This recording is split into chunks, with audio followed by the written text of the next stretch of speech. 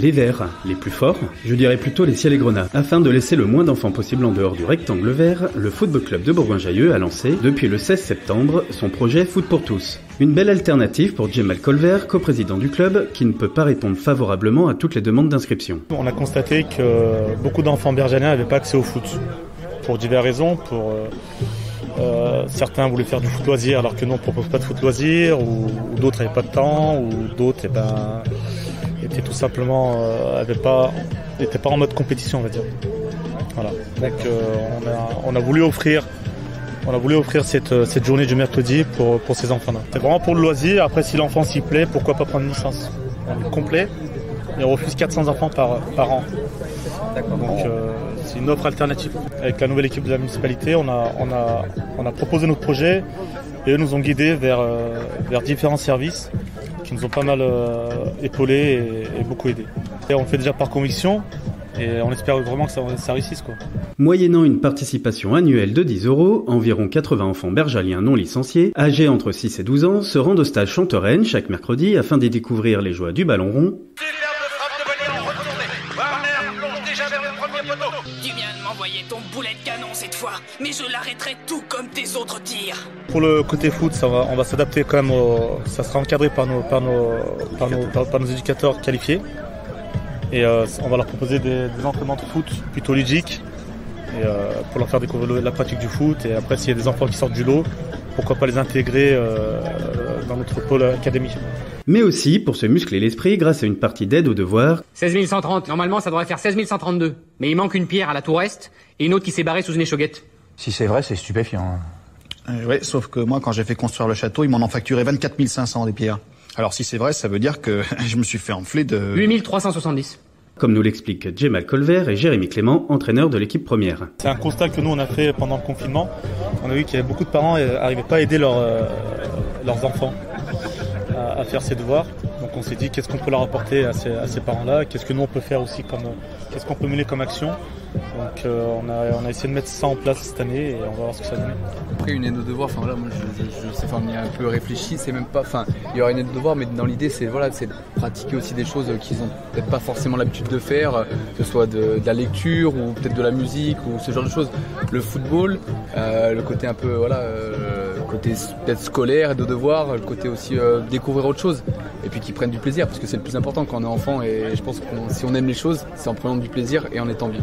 Et j'espère qu'ils seront bien avec nous. Je trouve ça c'est vraiment un beau projet de leur part parce qu'au final le foot, il y a le côté compétition, mais il faut pas oublier que avant tout c'est un sport, c'est les valeurs de vie, c'est des bonnes valeurs et si on peut en faire profiter les personnes qui n'ont pas forcément les moyens, c'est super important et en tout cas c'est vraiment une belle action. Moi je suis fier de les aider dans cette démarche, plus par le côté peut-être visible et mettre un petit coup de projecteur sur leur projet parce que c'est vraiment pour moi un beau projet et c'est vraiment les valeurs du club et les valeurs des êtres humains. C'est pour mettre en lumière cette belle initiative solidaire que l'ancien joueur de l'Olympique Lyonnais, du PSG ou encore de l'ASSE a fait jouer son réseau pour qu'une légende du football français accepte d'être le parrain de Foot pour tous. Son nom, Luis Fernandez.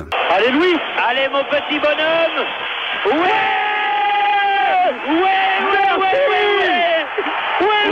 mon petit bonhomme, bravo. En demi-finale, c'est le drame devant nous. Présent lors de l'inauguration, le champion d'Europe 84 n'a pas hésité une seconde à donner de son temps, délivrant conseils et passes aux apprentis footballeurs. Quand on me propose ce genre d'opération, venir dans un quartier, voir des enfants, en plus j'ai grandi dans un quartier pas loin d'ici, c'était au Minguette, et quand je vois aujourd'hui ces petits jeunes, ça me fait penser à moi quand j'allais dans mon club de l'AS Minguette. Alors j'ai un devoir aussi de temps à autre de me déplacer, de venir, de rencontrer des personnes qui travaillent, qui font du bon travail, qui essayent de mettre ces jeunes dans les meilleures dispositions, dans les meilleures conditions. Voilà, moi je suis quelqu'un d'heureux en venant ici. Voilà, je participe et ça me fait plaisir. Le sport est un secteur d'activité où on peut aussi aider, où on peut aussi mettre les jeunes pour essayer de réussir. Mais il y a d'autres d'autres disciplines. Mais si les gosses ils aiment le sport, s'ils aiment le football, il faut essayer de les accompagner, il faut être présent, il faut venir, il faut les aider, il faut leur donner cette envie d'aimer ce sport. Il faut les laisser s'exprimer, il faut les laisser jouer, il faut les laisser prendre du plaisir. Il faut les voir les voir heureux, contents quand ils sont sur le terrain parce qu'ils savent qu'ils sont regardés, ils savent qu'on les regarde, qu'on les observe.